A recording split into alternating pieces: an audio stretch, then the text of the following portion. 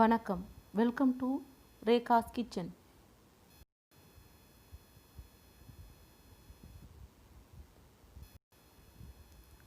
இன்றைக்கி நம்ம பார்க்க போகிறது அவலை வச்சு 2 விதமான இனிப்பு மற்றும் கார வகை. அவல் உப்புமா மற்றும் சிகப்பரிசி அவல் புட்டு. அவல் பொதுவாக ஒரு ஆரோக்கியமான உணவு. இதை நம்ம காலையில் செய்து சாப்பிடும்போது நாள் முழுசும் நமக்கு சுறுசுறுப்பாக இருக்கும். இதை பார்க்குறதுக்கு முன்னாடி ரேகாஸ் கிச்சனுக்கு சப்ஸ்கிரைப் பண்ணிவிடுங்க. முதல்ல சிகப்பரிசி அவல் புட்டு எப்படி செய்யலான்னு பார்க்கலாம். அதுக்கு முன்னாடி இதோட ஹெல்த் பெனிஃபிட்ஸ் என்னென்னு பார்க்கலாம். பொதுவாக அவல் உடல் சூட்டை தணித்து நமக்கு ஒரு புத்துணர்ச்சியை கொடுக்கும். நாள் முழுசும் சுறுசுறுப்புடன் இருக்க உதவுது. இந்த சிகப்பரிசியில் இனிப்பு வகை செய்யும் பொழுது இன்னும் டேஸ்ட்டாக இருக்கும். கொடுத்துருக்கிற அளவில் 3 பங்கு சிகப்பரிசி அவலை ஒரு பாத்திரத்தில் எடுத்துக்கிட்டு அதை நல்லா அலசிட்டு 3 தடவை அலசிட்டு நல்லா வடித்து எடுத்துக்கணும். இதுக்கு தேவையான பொருட்கள் தேங்காய் பூ மற்றும் வெல்லம். வெல்லத்தை நல்லா பாகு காய்ச்சி அதுலேயும் ஏலக்காய் பொடியும் சேர்த்து கொதிக்க வச்சுருங்க. நான் அவளை இட்லி பாத்திரத்தில் வச்சு நல்லா வேக வச்சு எடுத்துட்டு அதில் வெள்ளைப்பாகை சேர்த்து கிளறி விடவும். நல்லா கலந்துட்டு கூடவே நம்ம எடுத்து வச்சுருக்கிற தேங்காய் பூவையும் சேர்த்து கலந்து விட்டு சுட சுட பரிமாறவும். மிக மிக டேஸ்டான சிவப்பரிசி அவல் புட்டு ரெடி. மிகவும் சத்தானது. அடுத்து நம்ம பார்க்க போகிறது வெள்ளை அவலை வச்சு செய்கிற அவல் உப்புமா.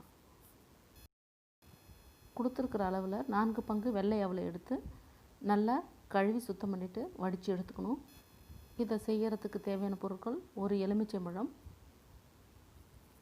3 சிறிய உருளைக்கிழங்கு, ஒரு குடை மிளகாய், ஒரு கேரட், 3 பச்சை மிளகாய், சிறிதளவு கொத்தமல்லி இலை. இதை செய்கிறதுக்கு முன்னாடி எல்லாத்தையும் அரிஞ்சு ரெடி பண்ணிக்கலாம்.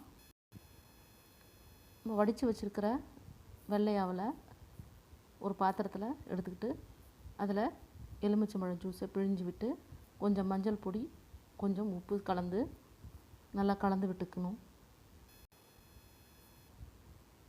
இதை ஒரு 5 நிமிடம் அப்படியே ஊற வைக்க வேண்டும். 3 ஸ்பூன் வெள்ளைப்பாகு தண்ணீரை அதில் கூட சேர்க்கணும். இந்த வெள்ளைப்பாகு தண்ணி சேர்ப்பதனால் கூடுதல் சுவை ஏற்படும். ஒரு வானிலையில் எண்ணெய் விட்டு கடுகு, ஜீரகம், உளுந்து, கடலைப்பருப்பு, மஞ்சள் சேர்த்து கருவேப்பிலையும் சேர்த்து வதக்கி விட்டு காய்களையும் சேர்த்து வதக்கி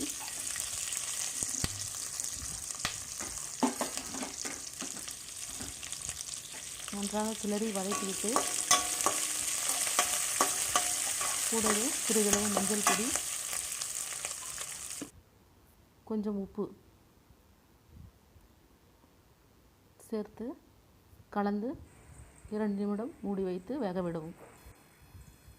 நன்றாக வெந்த பிறகு கலந்து வச்சிருக்கிற அவலை அதில் போட்டு 1 நிமிடம் கிளறினால் போதும். ரொம்ப நேரம் கிளறக்கூடாது. இறுதியாக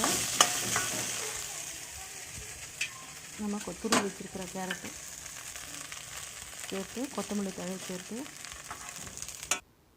இறக்கி விடவும்.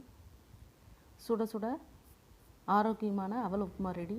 இதில் மேல் தேங்காய்ப்பூ மற்றும் மாதுளம்பழ முத்துக்களை சேர்த்து பரிமாறினால் இன்னும் சுவையாக இருக்கும்.